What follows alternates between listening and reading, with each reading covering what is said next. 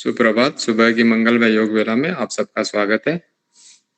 आज के विशेष सत्र कैंसर से बचाव, विशेषतः ब्रेस्ट कैंसर यानी स्तन के कैंसर से कैसे बचाव किया जाए, उसके विषय में हमने एक सत्र लिया था। आज दूसरे सत्र में मैं और गार्गी गणेश जी एक संयुक्त सेशन लेंगे। तो शुरुआत करते हैं आज से पहले भक्ति गीत से। स्वर्णा जी को निवेदन है कि भक्ति गीत की शुरुआत करें। धन्यवाद।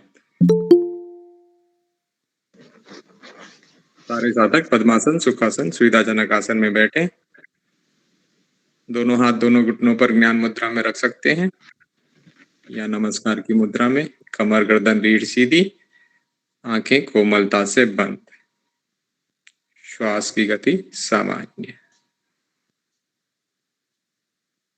शुरू करते हैं भक्ति गीत से। स्वर्णा जी। सुप्रभात। सूर्य का प्रवेश मकर राशि में हुआ है। मकर संक्रांति के अवसर पर आज का सूर्य उपासना का भक्ति गीत। सूर्याय नमः, आदित्याय नमः, भास्कराय नमः, आदित्याय नमः, सूर्याय नमः, आदित्याय नमः, भास्कराय नमः, आदित्याय नमः।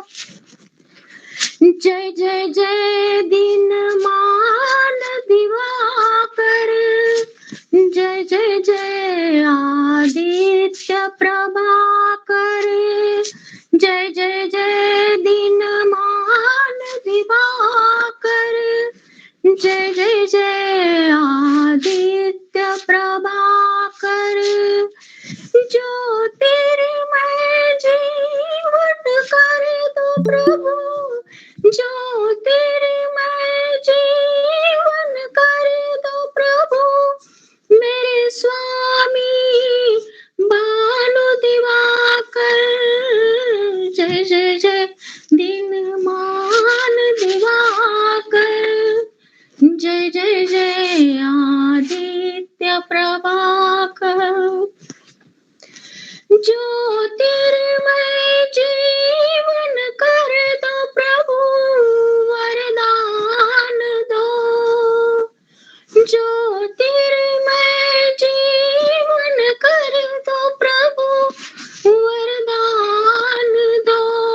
अज्ञान बहुत हूँ मैं तो मुझे प्रभु ज्ञान दो, प्रभु ज्ञान दो। जय जय जय दीनमान दिवाकर, जय जय जय आदित्य प्रभाकर। सूर्याय नमः, आदित्याय नमः, भास्कराय नमः, आदित्याय नमः, सूर्याय नमः, आदित्याय नमः, भास्कराय नमः, आदित्याय नमः। हे अंबरमणि हिरण्यगर्भ रवि, विनती सुन लो आज मेरी। हम है अचंचल याचक तेरे, झोली भर दो आज मेरी। गंगा जल का अर्घ्य चढ़ाओ, ध्यान दो प्रभु ध्यान दो। अज्ञान बहुत हूँ मैं, मुझे प्रभु ज्ञान दो, प्रभु ज्ञान दो। जय जय जय दीनमान दिवाकर, जय जय जय आदित्य प्रभाकर। ज्योतिर्मय जीवन कर दो, ज्योतिर्मय जीवन कर दो, मेरे स्वामी भानु दिवाकर। जय जय जय दीनमान दिवाकर। जय जय जय आदित्य प्रभाकर। गुरुवंदना। गुरुर्ब्रह्मा गुरुर्विष्णू गुरुर्देवो महेश्वरा, गुरु साक्षात् परब्रह्मा, तस्मै श्री गुरुवे नमः। तस्मै श्री गुरुवे नमः। तस्मै श्री गुरुवे नमः। प्रार्थना। उठ तू जाग तू स्वानंद का भंडार तू, प्राणों में तू आत्मा में तू, जन कल्याण की आस तू। स्थिर तू सक्षम तू, सद्विवेक की पहचान तू, दीप तू दिव्यत्व तू, मानवता का रिश्ता है तू। ताप तू तृप्त तू, जीवन का आकार तू, सुखी तू संयमी तू, हर एक का आधार तू। उठ तू जाग तू स्वानंद का भंडार तू, उठ तू जाग तू स्वानंद का भंडार तू। धन्यवाद। धन्यवाद स्वर्ण जी। सुबह के मंगलमय योग माला में एक बार फिर से आपका स्वागत है। डेमो के लिए अंजलि मैडम, गणेश सर और छाया मैडम, इनमें से किसी भी एक पर पिन कर सकते हैं। पद्मासन, सुखासन, सुविधाजनक आसन में बैठेंगे। दोनों हाथ दोनों घुटनों पर ज्ञान मुद्रा में, कमर गर्दन रीढ़ सीधी, आंखें कोमलता से बंद। दोनों हाथ दोनों घुटनों पर ज्ञान मुद्रा में।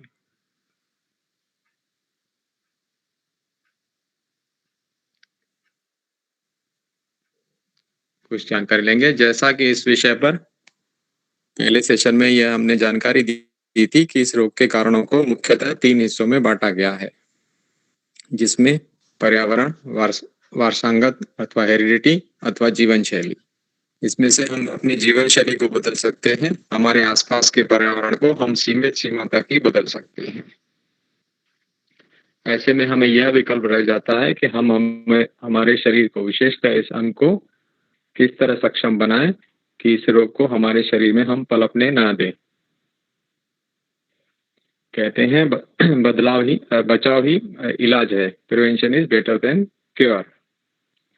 तो आज का जो विश्लेषण है उसमें इस रोग से कैसे प्रिवेंट किया जाए, अपने शरीर को इस रोग से कैसे सक्षम बनाया जाए ताकि यह रोग जो है हमारे शरीर में जो है वो जमा ना हो पाए या बढ़ ना पाए या हो ही नहीं पाए।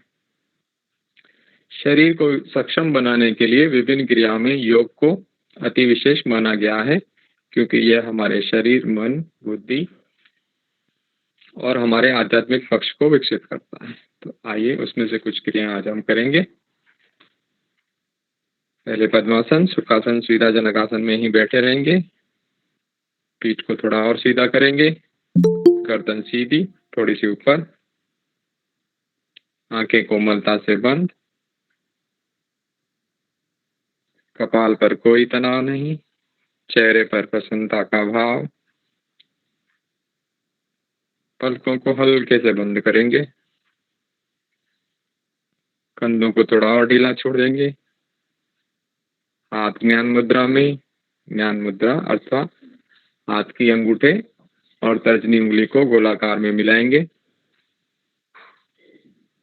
हल्के से स्पर्श करेंगे, शेष तीनों उंगलियां आपस में मिली हुई। हथेलियों का रुख आसमान की तरफ। श्वास धीरे धीरे सामान्य। श्वास धीरे धीरे सामान्य।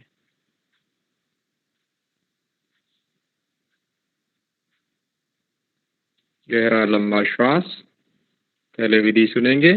श्वास को धीरे धीरे तक सीने तक भरना है और धीरे धीरे सीने से बाहर निकालना है। इस क्रिया में फिर हम आगे कुंभक के साथ भी करेंगे, श्वास को रोक के भी करेंगे। शुरू करेंगे।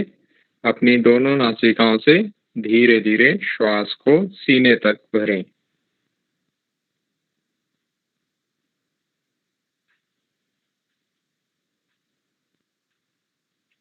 धीरे धीरे श्वास को सीने से बाहर छोड़ें।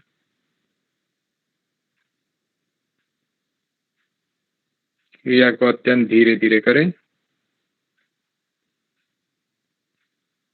अत्यंत धीरे धीरे श्वास को सीने तक भरें। थोड़ा सा और भरें। थोड़ा और। सीने को फुलाएं। धीरे धीरे श्वास को बाहर छोड़ें। श्वास को दोनों लंग से सीने से बाहर छोड़ें। थोड़ा और। सीने को हल्का सा दबाएं। बचा हुआ श्वास भी छोड़ दें। धीरे धीरे श्वास को भरें। थोड़ा और भरें। और भरें। सीने का विस्तार कर दें। यथासंभव श्वास को रोकें, जोर जबरदस्ती न करें। धीरे से श्वास को बाहर छोड़ें। और अधिक। पूरा श्वास बाहर निकालने के लिए अगर सीने को पिचकाना पड़े तो हल्का सा पिचका दें।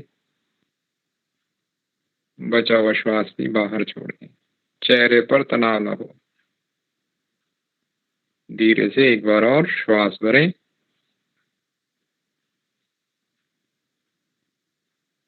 पूरा श्वास भर दें। सीने का अधिक और अधिक विस्तार कर दें।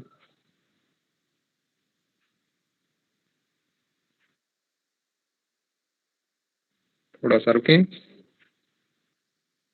धीरे धीरे श्वास को बाहर छोड़ते हुए श्वास को सामान्य कर दें। श्वास धीरे धीरे सामान्य।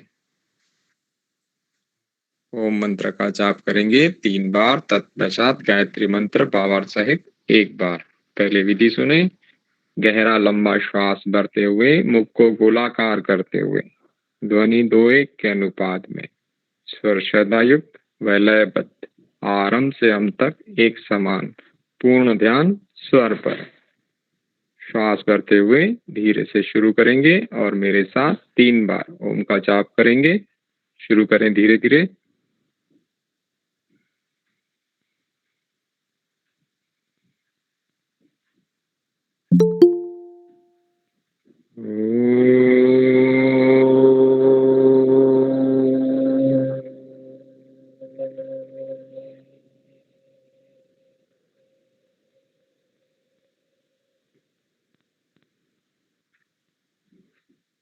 बचा हुआ श्वास बाहर छोड़ दें। अत्यंत धीरे धीरे श्वास भरें।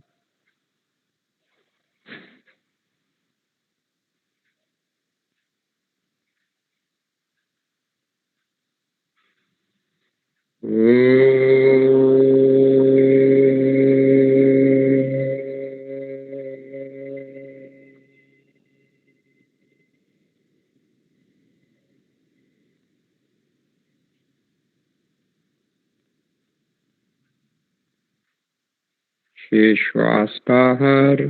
धीरे धीरे श्वास भरें।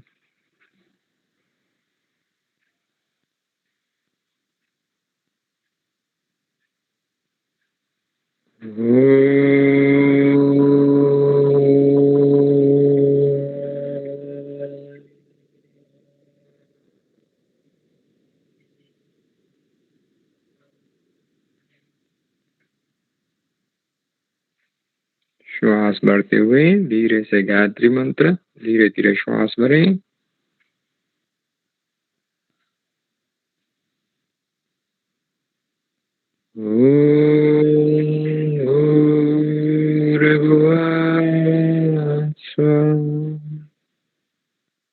तत्सवितुर्वरेण्यम्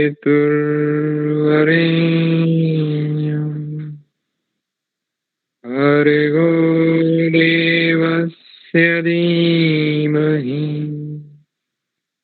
धियो यो न प्रचोदयात्। अर्थ, हे प्राण, पवित्रता और आनंद देने वाले प्रभु, आप सर्वज्ञ एवं सकल जगत के उत्पादक हैं।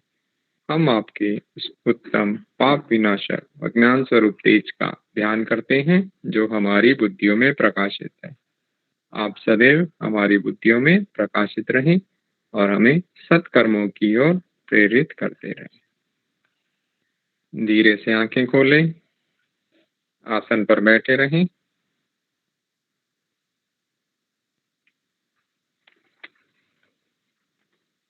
सूक्ष्म क्रियाएं करेंगे कंधों की। पहले विधि सुनेंगे। दोनों हाथों की उंगलियों अंगूठों को मिलाते हुए सर के पीछे ले जाना है और आगे से फिर दोनों कोहनियां मिलानी है और फिर कंधों के सीध में खोलनी है। शुरू करेंगे। दोनों हाथों की डेमो के लिए अंजलि मैडम, गणेश सर, छाया मैडम किसी भी एक पर पिन कर सकते हैं। दोनों हाथों की उंगलियां अंगूठे मिला दें, सर के पीछे रखें, पीठ को सीधा करें।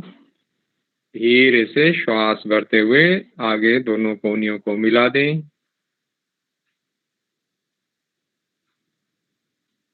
धीरे धीरे दोनों कोहनियों को कंधों की ऊंचाई तक ले जाएं और खोल दें। अब धीरे धीरे दोनों कोहनियों को आगे मिला दें। अब 1 से 10 काउंट करते हुए धीरे धीरे दोनों कोहनियों को पीछे की ओर ले जाना है। गिनती मैं करूंगा। 1, 2, 3, 4, 5, 6, 7, 8, 9, 10। कोहनियों को थोड़ा अधिक खोलें, श्वास को भरें, थोड़ा सा सीने को ताने, कुछ रुकें, 10 की गिनती तक रुकें। 1, 2, 3, 4, 5, 6, 7, 8, 9, 10। धीरे से आगे दोनों कोहनियों को मिला दें। दोनों कोहनियों को मिला दें। एक बार इस क्रिया को और करेंगे। धीरे धीरे श्वास भरते हुए 10 की काउंटिंग तक दोनों कोहनियों को कंधों की ऊंचाई तक खोल देना है। साथ साथ सीने को आगे विस्तार करना है। शुरू करेंगे। 1, 2, 3, 4, 5, 6, 7, 8, 9, 10। पूरा श्वास भर दें, सीने को ताने, थोड़ा और ताने, कुछ क्षण रुकें, चेहरे पर तनाव न हो। 1, 2, 3, 4, 5, 6, 7, 8, 9, 10। धीरे से वापिस आ जाएं। दोनों हाथों को दोनों घुटनों पर रख दें। दोनों हाथ दोनों घुटनों पर। दूसरी क्रिया करेंगे। पहले विधि सुनेंगे। दोनों हाथों की उंगलियों को कंधों पर रखना है। डेमो के लिए अंजलि मैडम को देख सकते हैं। और फिर दोनों कोहनियों को गोलाकार घुमाना है, आगे से पीछे और पीछे से आगे। शुरू करेंगे। पहले दोनों हाथों की उंगलियों को कंधों पर रखें। धीरे से श्वास भरते हुए दोनों कोहनियों को ऊपर ले जाएं। धीरे धीरे पीछे से गोलाकार करें। पहले आगे से पीछे करेंगे। बड़े से बड़ा गोलाकार करेंगे।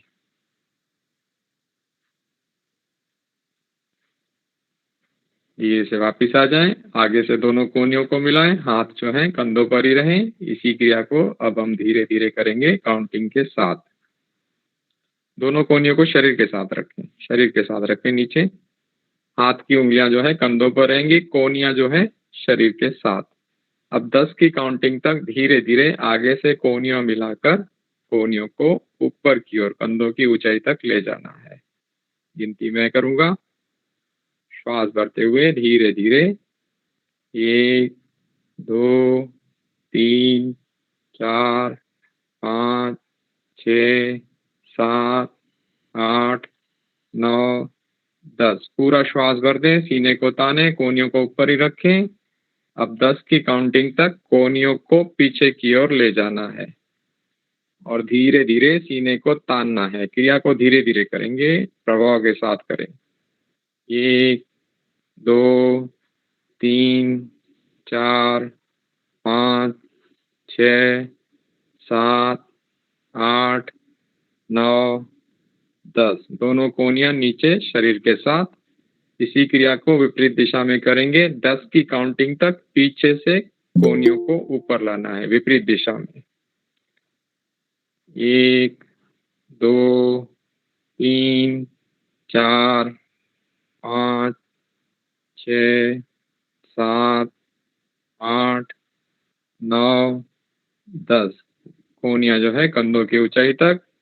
अब धीरे से श्वास छोड़ते हुए कोहनियों को नीचे की ओर लाना है। 1, 2, 3, 4, 5, 6, 7, 8, 9, 10। दोनों हाथ शरीर के साथ।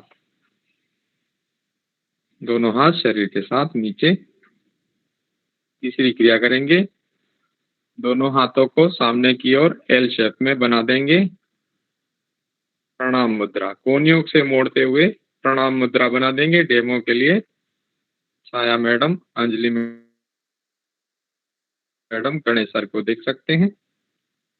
अब धीरे से दोनों कोहनियों को खोलते हुए कंधों की सीध तक ले जाएंगे। भुजाएं जो है कोहनियों से मुड़ी रहेंगी और हथेलियां सामने की ओर आ जाएंगी। धीरे धीरे दोनों हाथों को खोलते हुए कंधों की ऊंचाई तक ले जाएं। दाएं बाएं से, राइट एंड लेफ्ट। हाँ, थोड़ा श्वास भरें और सीने को ताने। श्वास छोड़ते हुए धीरे धीरे आगे आ जाएं।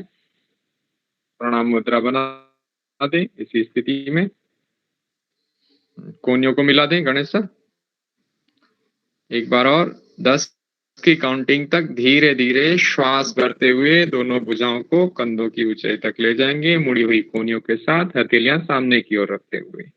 शुरू करेंगे। 1, 2, 3, 4, 5, 6, 7, 8, 9, 10। पूरा श्वास भरें, सीने को ताने।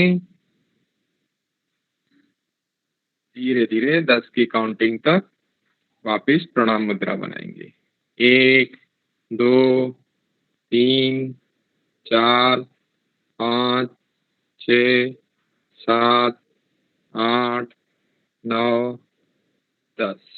आ जाए वापिस दोनों हाथ दोनों घुटनों पर ज्ञान मुद्रा में। आगे के लिए मैं गार्गी जी से विनंती करूंगा कि इस विषय पर जानकारी दें। गार्गी जी प्लीज। गार्गी जी का परिचय दे दूं तो गार्गी जी जो है डॉक्टर ऑफ फार्मेसी हैं। इस विषय में उन्होंने काफी अध्ययन किया हुआ है। हम सबका सौभाग्य है कि हम इस विषय में और विस्तृत जानकारी लेंगे। गार्गी जी प्लीज।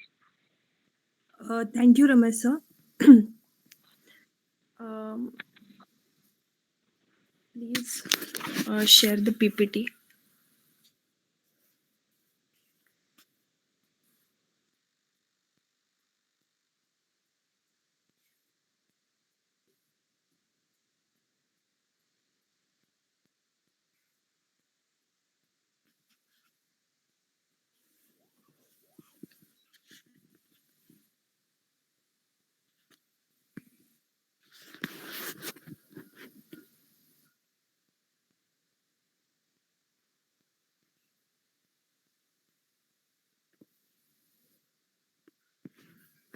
Okay.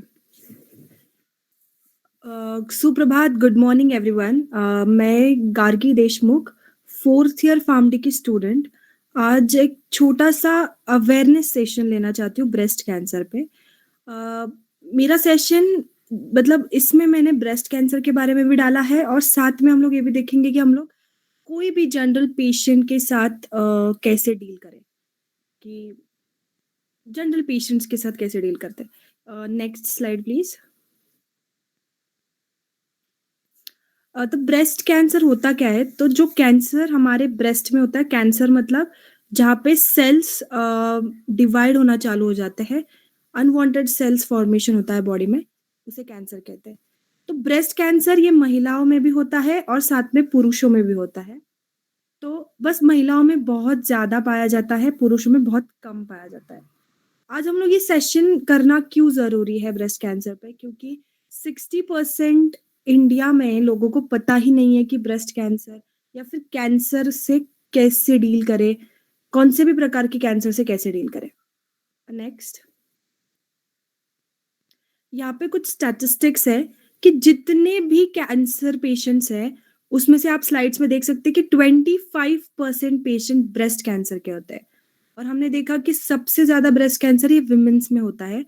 तो महिलाओं को बहुत ज़्यादा ये जानकारी अपने पास रहना बहुत ज़रूरी है और साथ में क्या-क्या करना चाहिए, क्या नहीं करना चाहिए, इसकी जानकारी भी होना चाहिए। तो आप साइड में कुछ नंबर्स देख सकते हैं कि 2020 में पूरे वर्ल्ड में 2.3 मिलियन लोगों को ब्रेस्ट कैंसर से डायग्नोस किया गया था और इंडिया का डेटा के बारे में बात करें तो 18,000 लोगों की डेथ हो चुकी है ब्रेस्ट कैंसर से और लगभग 14% वुमेन को ब्रेस्ट कैंसर होता है इंडिया में। तो इसलिए ये बहुत ज़रूरी है कि हमें ब्रेस्ट कैंसर के बारे में पता हो और इससे कैसे डील करें या फिर अगर किसी को हुआ है ब्रेस्ट कैंसर तो वो क्या-क्या क्वेश्चंस अपने डॉक्टर से पूछ सकता है या फिर क्या करना चाहिए, ये सब जानकर रखें। Next slide. सबसे पहले हम लोग साइंस एंड सिम्पटम्स देखते हैं। मैं आप सबका ध्यान बस वो पिक्चर्स की तरफ लेके जाना चाहूँगी। पिक्चर्स पे फोकस कीजिए। सबसे पहले अपने स्किन टेक्सचर में चेंजेस होते हैं। आपको समझ में आएगा कि टेक्सचर चेंज हो गया है। फिर निप्पल डिस्चार्ज में येलो कलर का फ्लूइड या फिर व्हाइट कलर का फ्लूइड निप्पल से निकलना चालू हो जाता है। डिपलिंग मतलब ऑरेंज कलर का पील अपने के ब्रेस्ट के ऊपर, पेशेंट्स के ब्रेस्ट के ऊपर दिखाई देता है। Next lymph node changes, Marathi में उसे गाठी कहते हैं, जो आती है नेक पे या फिर बगल में, तो वो लिम्फ नोड चेंजेस दिखाई देते हैं। फिर ब्रेस्ट और निप्पल में पेन होना चालू हो जाता है।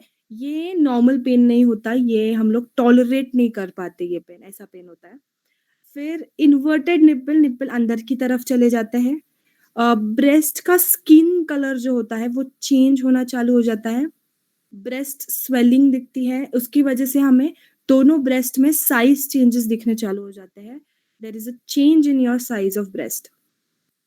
सो ये साइंस एंड सिम्टम्स अगर किसी को दिखे तो ये बहुत जरूरी है कि आप एक डॉक्टर से बात करें। अपने घर पे कोई भी किसी से भी सुन के या फिर व्हाट्सएप से देख के इलाज करना ना चालू करें, डॉक्टर से बात करें इस सब चीजों के बारे में। Next slide please. तो अभी हम देखते हैं कि रिस्क फैक्टर्स क्या है, कि बहुत सारे रिस्क फैक्टर्स होते हैं। आज रमेश सर ने भी बताया कि क्या क्या रिस्क फैक्टर्स होते हैं। तो सबसे पहले अगर आप ओवरवेट है, बीएमआई में, अगर बीएमआई स्केल होता है वेट के लिए, तो बीएमआई में अगर आपका 25 से ज्यादा बीएमआई है तो आप ओवरवेट कहलाते। तो अगर आपका वेट बहुत ज्यादा है तो आपको बहुत रिस्क फैक्टर में आते हैं, रिस्क में आते हैं। फिर जेनेटिक या फिर फैमिली हिस्ट्री। तो मैं आपको सबको ये बताने देना चाहती हूँ कि अगर आपके फैमिली में किसी को भी कोई भी कैंसर है तो आपको कोई भी दूसरा कैंसर होने की या फिर कैंसर होने की संभावना होती है, तो वो लोग जरा ध्यान रखें अपना। फिर साथ में जेनेटिक में अगर किसी की जेनेटिक में होता है कि उसे कैंसर हो, ये चीजें हम लोग अवॉइड नहीं कर पाते। नेक्स्ट है रेडिएशन।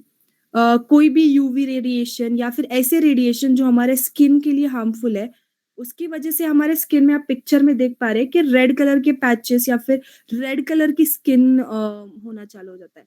अगर ये हुआ तो जल्द से जल्द डॉक्टर को दिखाएं, क्योंकि अगेन ये रिस्क फैक्टर है कोई भी कैंसर होने के लिए। नेक्स्ट, ये बहुत इंपॉर्टेंट है, ब्लैक और एशियन वुमेन, हम लोग इंडिया में हैं, हम लोग एशियन हैं, तो हम रिस्क फैक्टर में आ जाते हैं, ब्लैक वुमेन और Asian women. Next, alcohol and smoking. Alcohol and smoking, मैं ये फिर से बता देना चाहती हूँ कि अगर अल्कोहल हर रोज स्मोकिंग और अल्कोहल की आदत है तो वो रिस्क फैक्टर होता है कोई भी डिसीज के लिए, कैंसर के लिए नहीं। तो अल्कोहल और स्मोकिंग तो बंद ही करना है। Next, lack of exercise. Exercise जब मैं बोलती हूँ तब ऐसी एक्सरसाइजेस होनी चाहिए जिससे आपका हार्ट बीट बढ़े, आपको पसीना आए, ऐसी एक्सरसाइजेस बहुत हेल्पफुल होती है। और अगर एक्सरसाइज नहीं कर रहे तो अगेन वो रिस्क फैक्टर में आता है। अगर एज 50 से ज्यादा है, 50 साल से अगर आपकी उम्र ज्यादा है, किसी की उम्र ज्यादा है, तो वो रिस्क फैक्टर में आता है। और लास्ट पॉइंट, हार्मोन थेरेपी। तो जो लोग हार्मोन थेरेपी ले रहे हैं उनको पता है, बस डॉक्टर से इसके बारे में पूछे। ये ज्यादातर डायरेक्टली अफेक्ट नहीं करता ब्रेस्ट कैंसर के लिए, पर डॉक्टर से बात करने के बाद हमें पता चल सकता है कि हार्मोन थेरेपी से रिस्क है या नहीं है। Next slide please. Next, diagnosis. तो मैंने ये स्लाइड इसलिए डाली है क्योंकि हम क्या करते हैं, जनरली हमें कुछ साइंस एंड सिम्टम्स पता रहते हैं डिसीज के बारे में, तो हम लोग घर पे बैठे बैठे डायग्नोस कर लेते हैं। तो ब्रेस्ट कैंसर का डायग्नोसिस डॉक्टर्स भी सिम्टम्स देख के नहीं करते। डॉक्टर्स ये सब टेस्ट करवाते हैं, और ये टेस्ट आप सबको पता रहेगा, अल्ट्रासाउंड एग्जामिनेशन, एमआरआई क्या होता है, ब्लड स्टडीज होती है, बायोप्सी की जाती है, पीटी सीटी स्कैन किया जाता है।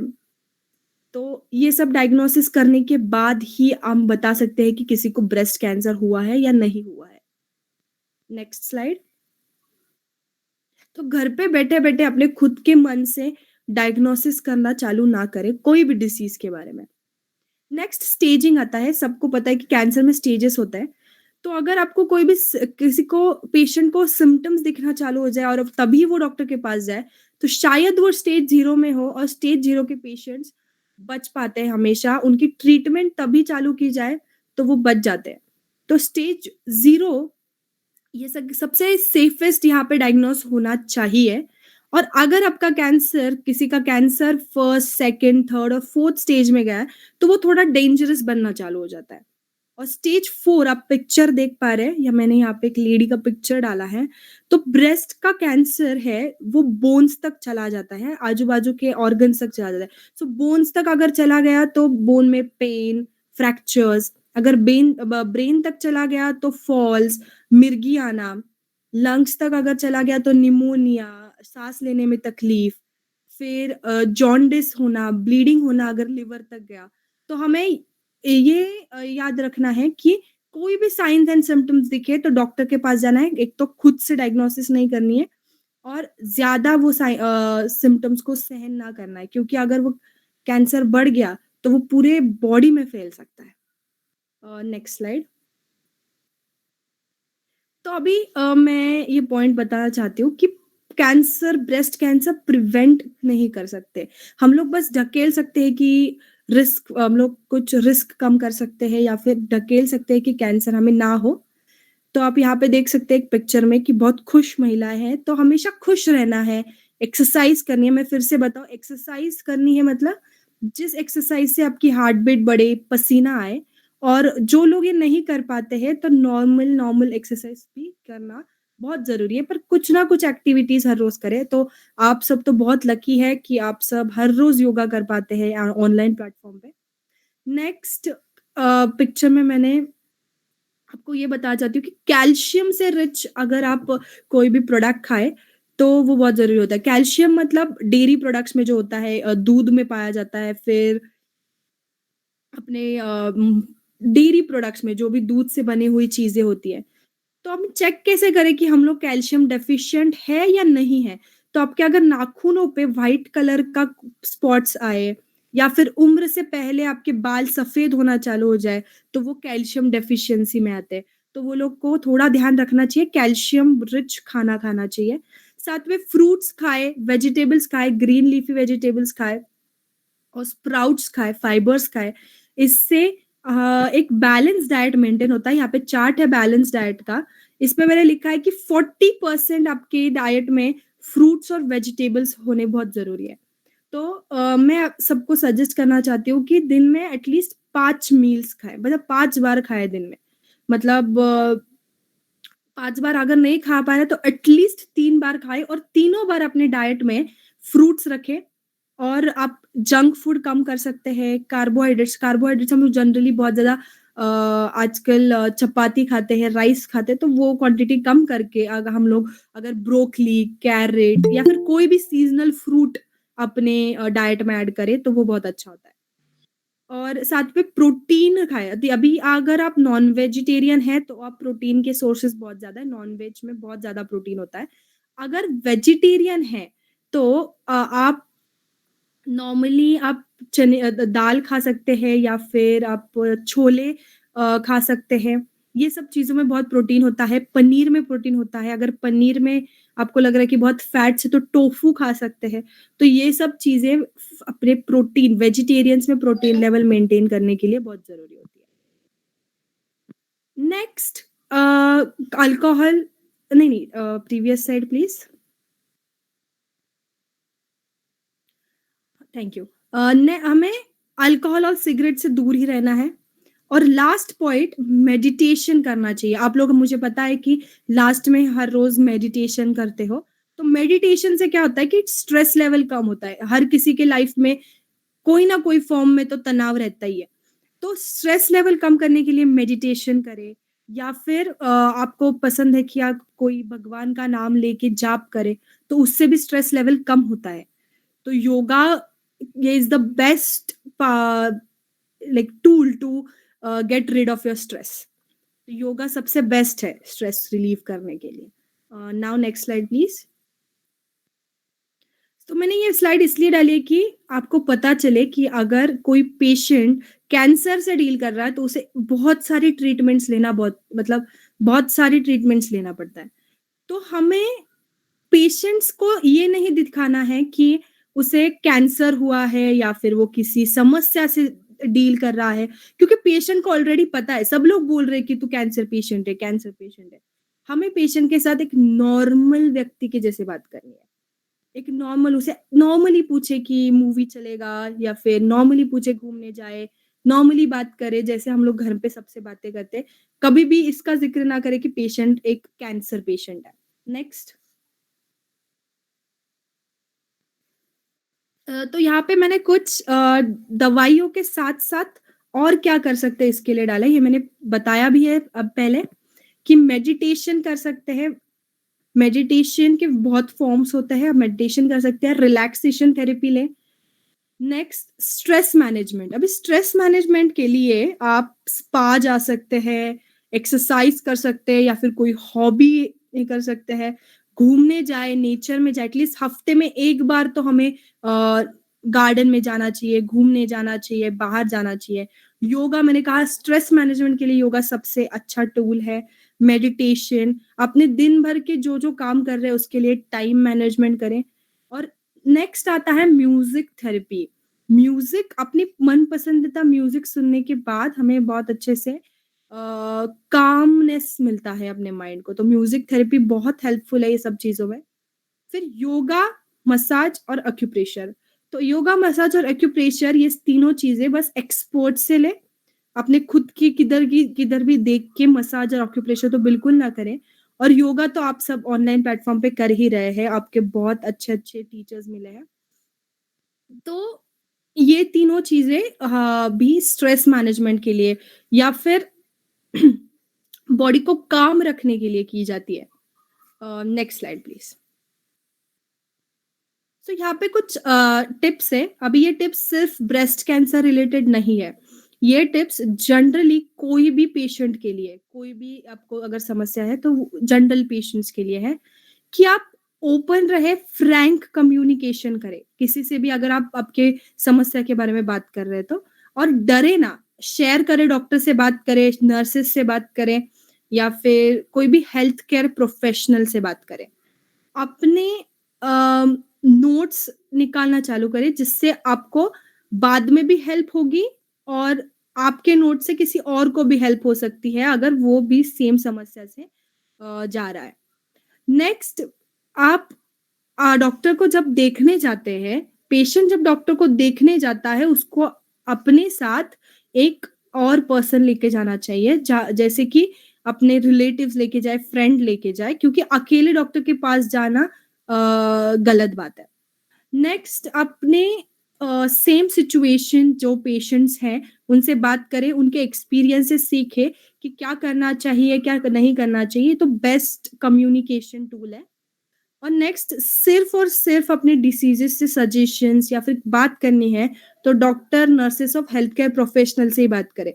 घरगुती इलाज या फिर खुद के मन से दवाई लेना, ये बहुत गलत बात है। ठीक है, इसकी वजह से बहुत साइड इफेक्ट्स दिखते हैं, अलग अलग सिम्टम्स दिखना चालू हो जाता है, तो ये ना करें। नेक्स्ट, अब ये सिर्फ ब्रेस्ट कैंसर के पेशेंट्स के लिए नहीं, तो आप इसमें से कोई क्वेश्चंस जनरली भी डॉक्टर से पूछ सकते हैं।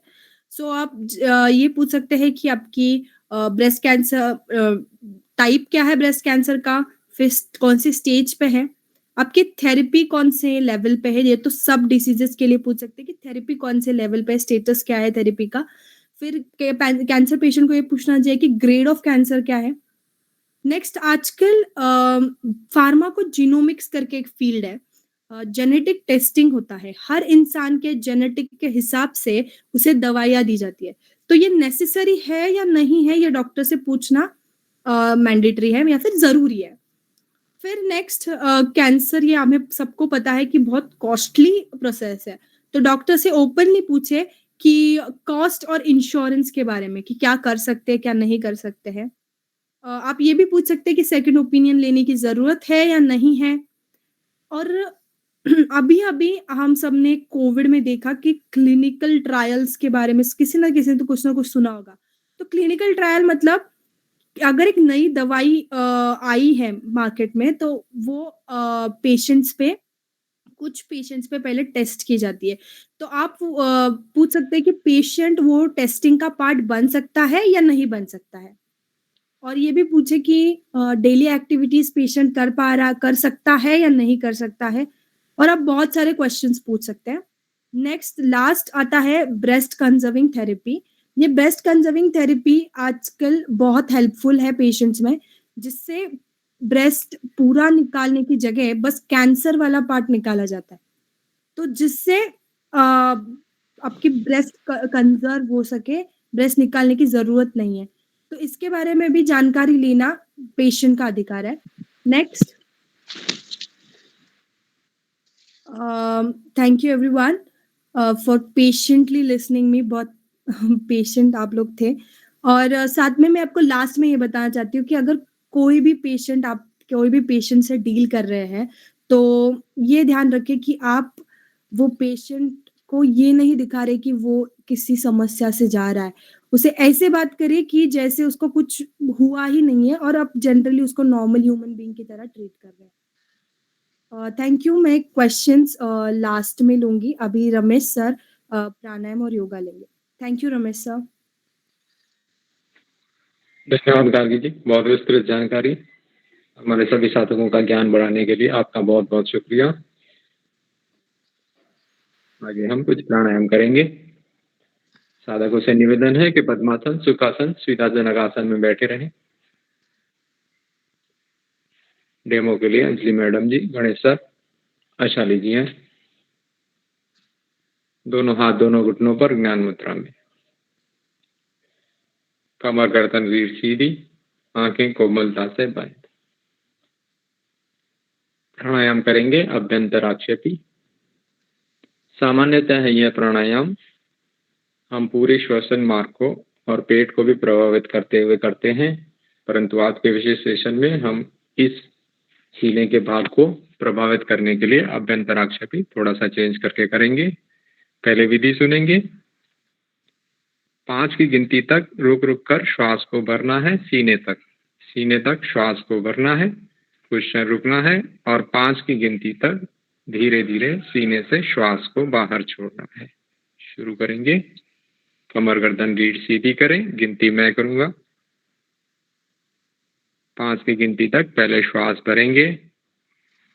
1, सीने श्वास भरें सीने तक। 2, थोड़ा और भरें, सीने को फुलाएं। 3, थोड़ा और भरें। 4, थोड़ा और भरें। 5, सीने को फुला दें। कुछ क्षण के लिए श्वास को रोकें। अगर श्वास रुकने में कठिनाई हो रही है तो श्वास को न रोकें। 5 की गिनती तक श्वास को छोड़ेंगे। 1, 2, 3, 4, 5। 5 की गिनती तक सीने से श्वास बाहर निकाल के हल्का सा सीने को अंदर की ओर दबाएं। क्रिया को एक बार और करेंगे। श्वास भरें। 1, 2, 3, 4, 5। चेहरे पर तनाव न हो, सीना फुला हुआ, पूरा सीने में सांस भरा हुआ। यथासंभव रुकें। श्वास को छोड़ें 5 की गिनती के साथ। 1, 2, 3, 4, 5। पूरा श्वास बाहर निकालकर सीने को पिचका दें। चेहरे पर प्रसन्नता आरंभ से अंत तक बनी रहे।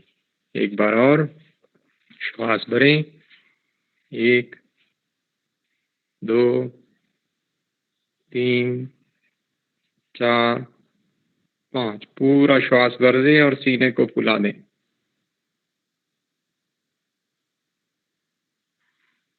यथासंभव रुकें। धीरे से श्वास रुक रुक कर छोड़ेंगे। 1, 2, 3, 4, 5। पूरा श्वास बाहर छोड़ दें, सीने को पिचका दें। धीरे से वापस आ जाएं, श्वासों को सामान्य कर दें। श्वास धीरे धीरे सामान्य, श्वास धीरे धीरे सामान्य। अगला प्राणायाम कपालभाति। कपालभाति, इसकी गिनती प्राणायाम एवं शुद्धि क्रिया दोनों में होती है। कपालभाति में सामान्यतः हम सीने, मध्य और पेट तीनों को प्रभावित करते हुए करते हैं, परंतु आज के विशेष सेशन में हम सिर्फ सीने को प्रभावित करने के लिए कपालभाति करेंगे। आपने शक्ति के साथ सीने से, दोनों नासिकाओं से श्वास को बाहर छोड़ना है। थोड़ा सा धीरे से करेंगे, जल्दबाजी न करेंगे। श्वास भरने का प्रयास न करें, श्वास स्वतः ही भर जाएगा। श्वास को सीने से थोड़ा सा शक्ति के साथ बाहर छोड़ना है। हृदय रोग, उच्च रक्तचाप वाले कृपया यह न क्रिया करें, ज्यादा जोर न लगाएं। वे अभ्यंतर आक्षेपी जो पहले वाला प्राणायाम बता गया उसे दोबारा से कर सकते हैं। शुरू करेंगे। पहले पूरा श्वास भरें सीने तक। अब थोड़ा शक्ति के साथ सीने से श्वास को बाहर छोड़ें। श्वास छोड़ने में हल्की सी श्वास छोड़ने की आवाज आएगी।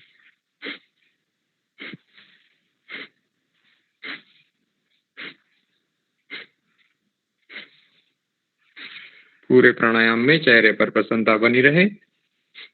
थोड़ा धीरे धीरे करेंगे, जल्दबाजी न करें।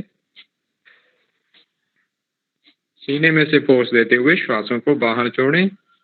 यथासंभव करें। अगर रुक जाएं, अगर थक जाएं तो फिर रुक जाएंगे और फिर दोबारा से श्वास को भरते हुए श्वास को शक्ति के साथ सीने में से बाहर निकालेंगे। ध्यान जो होगा श्वास को बाहर छोड़ने पर होगा। श्वास स्वतः ही अंदर भरा जाएगा। क्रिया को अपनी सुविधा अनुसार 4 बार, 5 बार, 10 बार करें। थक जाएं तो रुक जाएं। श्वास को सामान्य करके दोबारा से श्वास को भर के शुरू कर दें।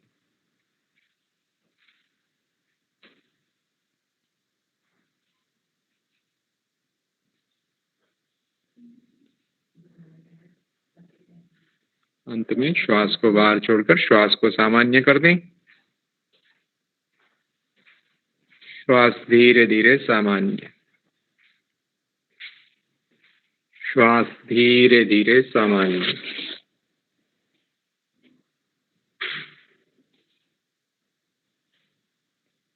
इसी प्राणायाम को एक बार और करेंगे, थोड़ा सा वेरिएशन के साथ। दोनों हाथों को, हथेलियों को नाभि पर रख दें, नाभि पर रख दें। पेट को स्थिर करते हुए दोबारा से हम प्राणायाम कपालभाति करेंगे।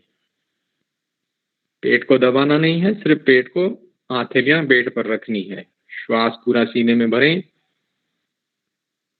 सीने पर ध्यान केंद्रित करते हुए शक्ति के साथ सीने से श्वास को बाहर छोड़ें।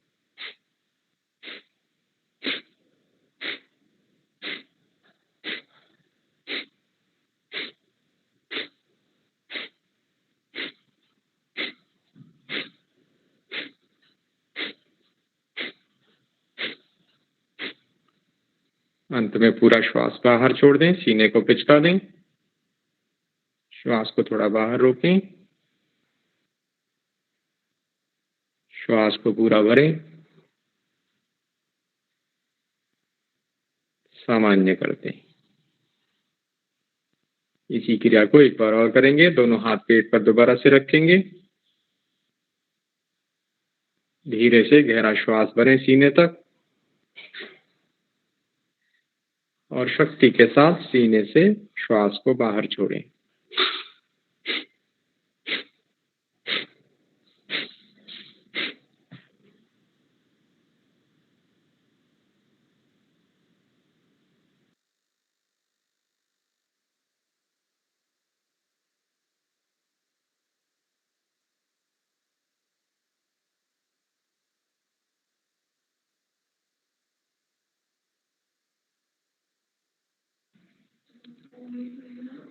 अंतिम आवृत्ति में पूरा श्वास सीने से बाहर छोड़ दें।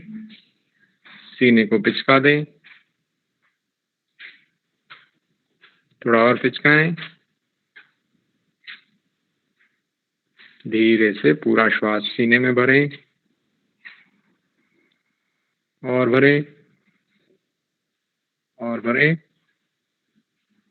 और पिचका दें। धीरे से श्वास को बाहर छोड़ते हुए श्वास को सामान्य कर दें। श्वास धीरे धीरे सामान्य।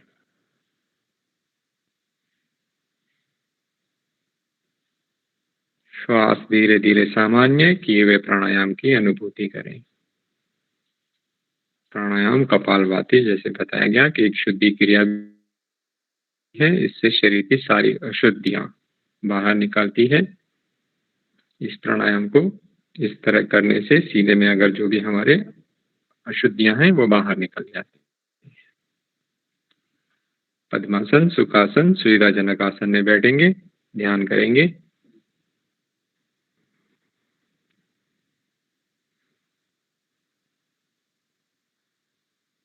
दोनों हाथ दोनों घुटनों पर ज्ञान मुद्रा में, कमर गर्दन रीढ़ सीधी, आंखें कोमलता से बंद। चेहरे पर प्रसन्नता का भाव लाएं। कंधों को शिथिल कर दें। हाथ की उंगली और अंगूठे को हल्के से स्पर्श करते हैं।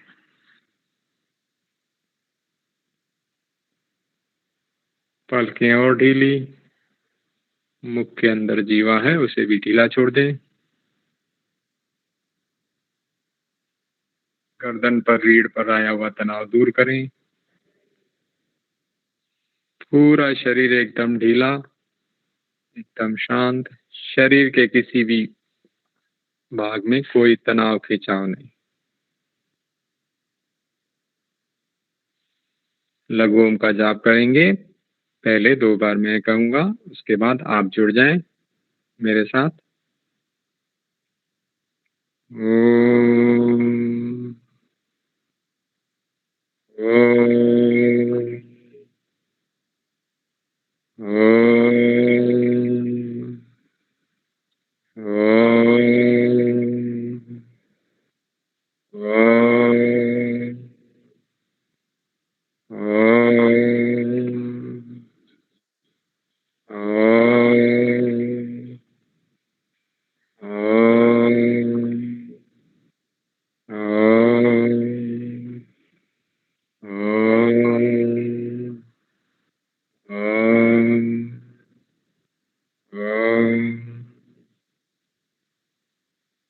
का मानसिक जाप करें। मन ही मन में ओम का जाप करें।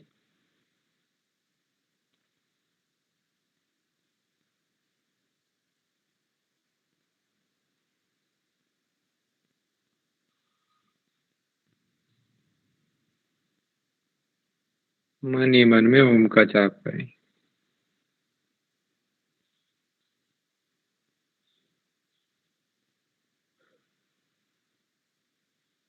श्वासों का ध्यान नासिका के अग्रभाग पर ध्यान केंद्रित करते हुए अपने आने जाने वाले श्वासों को मन की आंखों से देखें।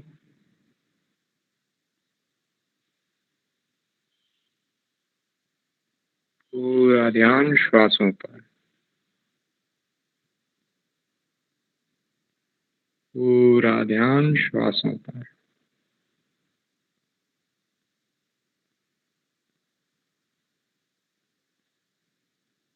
श्वास को मन की आंखों से देखें। किस तरह श्वास नासिका से अंदर जाकर नासिका की गुहा में जा रहा है, कंठ के पीछे, दोनों फेफड़ों में, दाएं बाएं।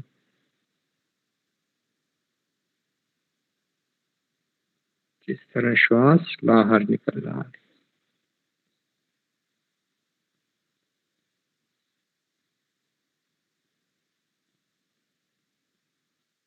श्वास को सामान्य और सामान्य चलने दें।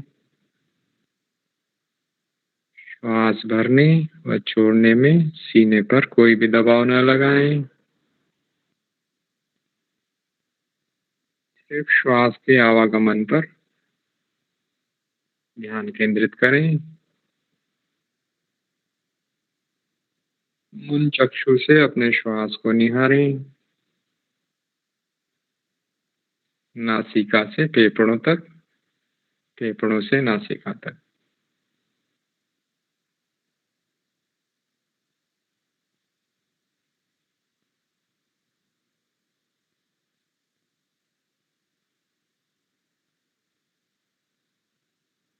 आ जाएं धीरे धीरे वापिस। दीर्घ ओम के साथ ध्यान की समाप्ति। गहरा लंबा श्वास भरते हुए एक बार ओम का जाप करेंगे। शुरू करें। गहरा श्वास करें।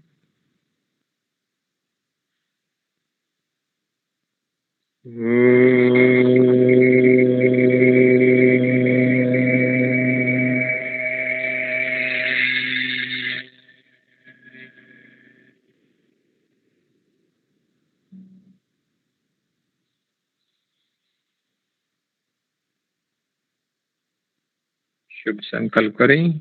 दिन के 24 घंटों में से 1 घंटा मैं अपनी शारीरिक, मानसिक, आध्यात्मिक पक्ष को विकसित करने के लिए नियमित रूप से योगाभ्यास करूंगा तथा अपने शरीर को इस रोग से और समस्त रोगों से मुक्त करूंगा।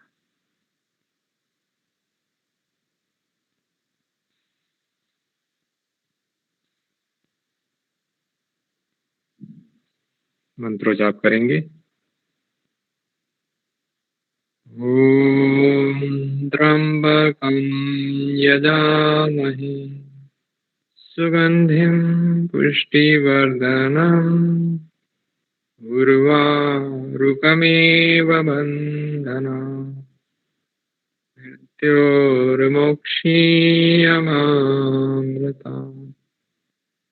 ॐ शान्ति शान्ति शांति। कुछ क्षण शांत हो जाए।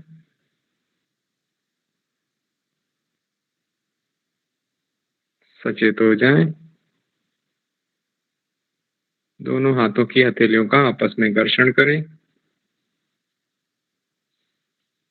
उत्पन्न हुई दिव्य ऊर्जा अपने चक्षु पर, पूरे शरीर पर धारण करें। दोनों हाथों का कप बनाकर अपने नेत्रों पर रखें। पलकें खोलें व बंद करें। धीरे से हथेलियों को नीचे लाएं, आंखें खोलें, प्रकाश की अनुभूति करें।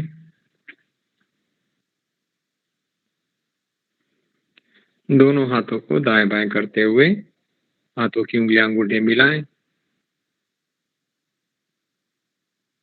हथेलियों को पलटकर आसमान की ओर ले जाएं। एक बार दाईं ओर और एक बार बाईं ओर झुकें।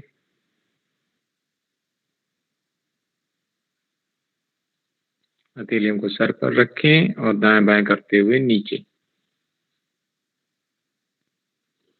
दोनों हाथों को दाएं बाएं सीधा रखते हुए प्रणाम मुद्रा बनाएं। श्वास भरें, सीने को ताने, धीरे से कमर से आगे नीचे झुकते हुए हथेलियां, माथा, पूरा शरीर आसन पर स्पर्श कराएं। धरती माता, सूर्य देव, समस्त देवों को नमन। आदि योगाचार्य को नमन। धीरे से ऊपर आए। सेशन के समाप्ति से पहले एक क्वेश्चन आंसर का सेशन रहेगा। आपने कोई भी या कोई भी शंका हो तो कृपया गार्गी जी, हमारी सहयोगी साथ में है, कृपया बात करें। धन्यवाद।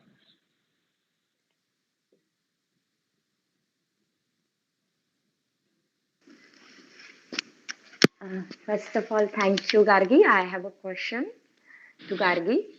गार्गी, आपने जैसे बताया कि उसके ब्रेस्ट कैंसर या किसी भी टाइप का कैंसर होने के लिए रीजंस है, तो सर ने भी बताया, रमेश सर ने, हेरिडिटी होती है, आसपास का वातावरण, आपकी लाइफस्टाइल। तो हेरिडिटी का जो जिससे जो कैंसर होता है उसके परसेंटेज कितना होता है, संभावना कितनी होती है, और ये रिस्क फैक्टर बहुत ज्यादा अगर होता है तो उससे बचने के लिए हमें क्या उपाय करने चाहिए? अगर हेरिडिटरी है, मतलब आपके फैमिली में किसी को ब्रेस्ट कैंसर है कोई भी, तो उसके परसेंटेज तो ऐसे डिसाइडेड परसेंटेज नहीं है, मतलब किसी को हो सकता है, किसी को नहीं हो सकता है। तो बस बचने क्या, ये जो हेरिडिटरी है तो वो हम लोग अवॉइड नहीं कर सकते।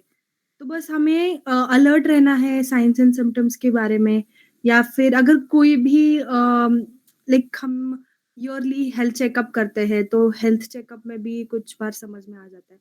तो ऐसे लोगों को जिनको ऐसे डायरेक्ट लाइक पेरेंट्स को ही है आपके अगर कैंसर, तो आपको अलर्ट रहना है, हमेशा चेकअप के लिए जाना है, क्योंकि आपके चांसेस बढ़ जाते हैं, लाइक जनरल पब्लिक से अचानक से चांसेस बढ़ जाते हैं ये लोग के। तो इसके परसेंटेज कुछ नहीं है मैम, और प्रिवेंशन के लिए मैंने जो बताया स्लाइड्स में वही कर सकते हैं, पर आई सजेस्ट कि regular medical health checkup is necessary for that. Thank you so much. मैं पूछना चाहती हूँ कि मेमोग्राफी आफ्टर 50 इयर्स हर साल करनी चाहिए क्या? सजेस्टेड है, मतलब अगर आप मेमोग्राफी डॉक्टर बोल रहे हैं कि आपको हर साल करनी चाहिए तो कर सकते हैं। ऐसा जरूरी नहीं है कि हर साल की जाए मेमोग्राफी। ओके, सजेस्टेड होगा, क्योंकि कुछ पेशेंट्स में सजेस्टेड रहता है कि हर साल की जाए। और अगर फिर से मैं बोल रही थी कि हेरिडिटरी है या फिर और हाँ, ये भी कि फ्री ब्रेस्ट मेमोग्राफी या फिर ब्रेस्ट स्क्रीनिंग होती है पुणे में, तो सह्याद्री हॉस्पिटल्स में ज्यादातर फ्री में हो जाता है। तो ये आजकल बहुत अच्छा ये है कि, और अक्टूबर के महीने में बहुत हॉस्पिटल्स कैंपेन्स भी करते हैं ब्रेस्ट कैंसर के बारे में, तो उसका लाभ हम उठा सकते हैं। तो हर साल करनी है तो ये प्रोसेस से जा सकते हैं।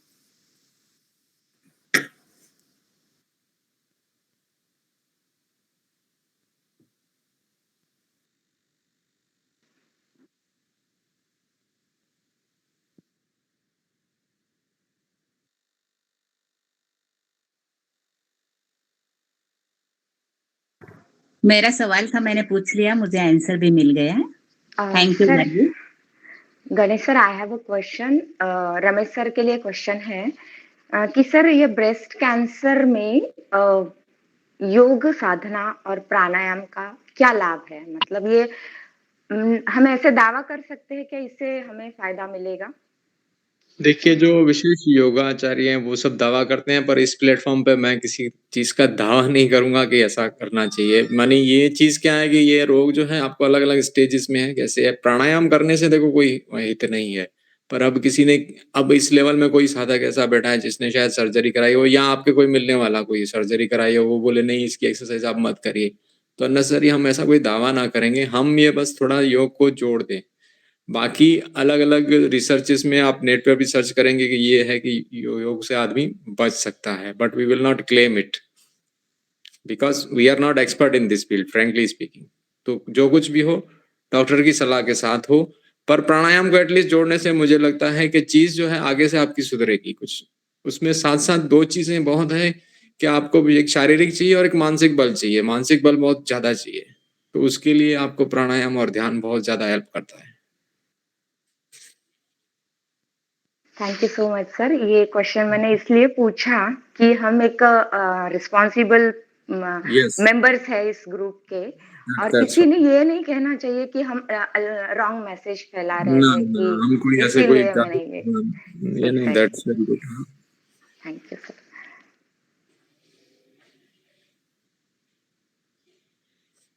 और